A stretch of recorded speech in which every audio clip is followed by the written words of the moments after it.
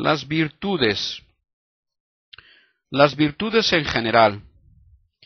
Existencia de las virtudes infusas. En la justificación, juntamente con la gracia santificante, se infunden los hábitos de las virtudes. Lo más probable es que sean infundidas ya en el bautismo de los niños. Especies y necesidad de las virtudes. Se distinguen las virtudes teologales de las morales. Los actos de las virtudes teologales están impuestos por precepto divino. Las virtudes activas son necesarias para la vida espiritual y convienen también a los perfectos.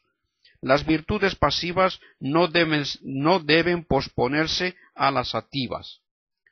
La virtud de la fe. Naturaleza de la fe. La fe no es un sentimiento religioso, sino que es un asentimiento intelectual, principio sobrenatural de conocimiento, pero no es un acto meramente infundido por Dios, sino un acto producido por la criatura, si bien es distinto del conocimiento natural, aunque no penetra las verdades conociéndolas por sus razones internas. No por esto es un asentimiento ciego o irracional, sino que está por encima de la razón, no siendo fruto necesario de los argumentos de la razón. Es también un acto de la voluntad imperante, por el cual presta el hombre a Dios un obsequio libre, y por lo tanto el acto de fe puede ser objeto de precepto divino. La fe llamada fiducial no es la verdadera fe justificante. Yerran acerca de la naturaleza de la fe Hermes y los modernistas. Motivo de la fe es la autoridad de Dios revelante. Objeto de la fe. Con fe divino-católica deben creerse las verdades reveladas por Dios y propuestas por la Iglesia en sus definiciones o en su magisterio ordinario.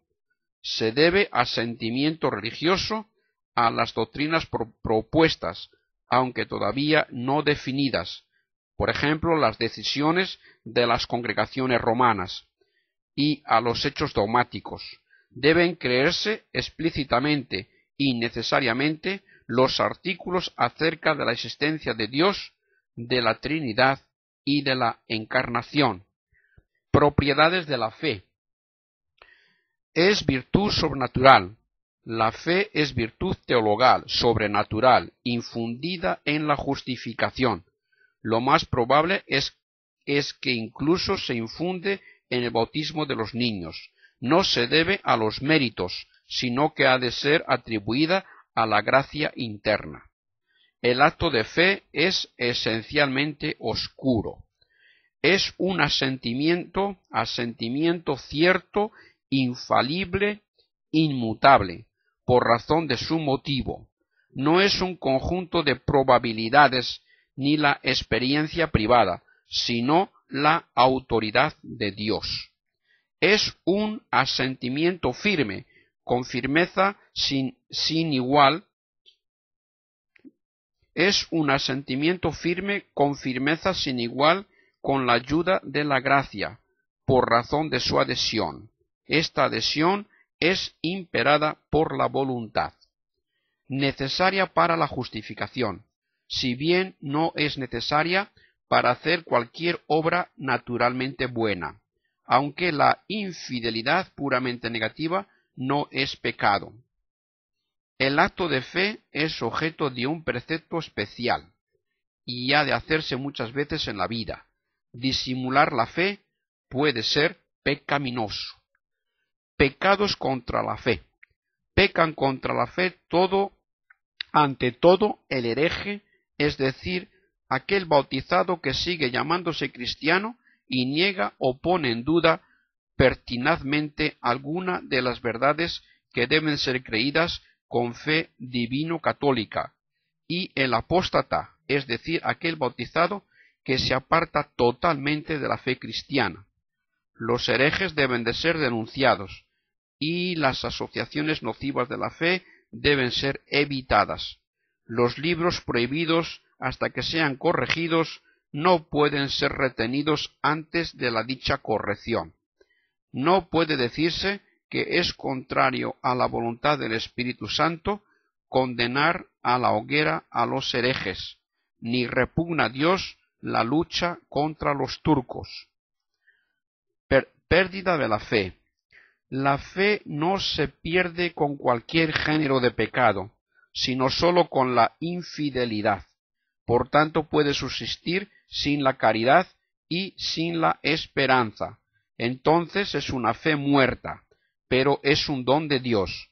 La fe desaparecerá en los cielos. La virtud de la esperanza, existencia de la virtud de la esperanza, es infundida en la justificación. Lo más probable es que sea infundida ya en el bautismo de los niños. Puede estar en el alma sin la caridad. Desaparecerá en el cielo. Necesidad y moralidad del acto de esperanza. Debe ejercitarse algunas veces en la vida. Obrar por motivo de esperanza es bueno, incluso para las personas perfectas. La virtud de la caridad. Naturaleza de la caridad. Se ha de distinguir la caridad del amor natural a Dios. En el hábito de la caridad el acto de la caridad es infundido en la justificación. Lo más probable es que sea infundida en el bautismo de los niños. Nunca puede estar separado de la gracia. El acto de caridad es producido por la criatura, no es únicamente infundido por Dios. La caridad imperfecta no es moralmente mala. Eficiencia de la caridad. La caridad perfecta destruye el pecado, aunque no excluye el temor ni la esperanza. Necesidad de la caridad. La caridad debe ser ejercitada más de una vez en la vida, muchas veces, no sólo en caso de necesidad, y esto por precepto divino. No es necesario para obedecer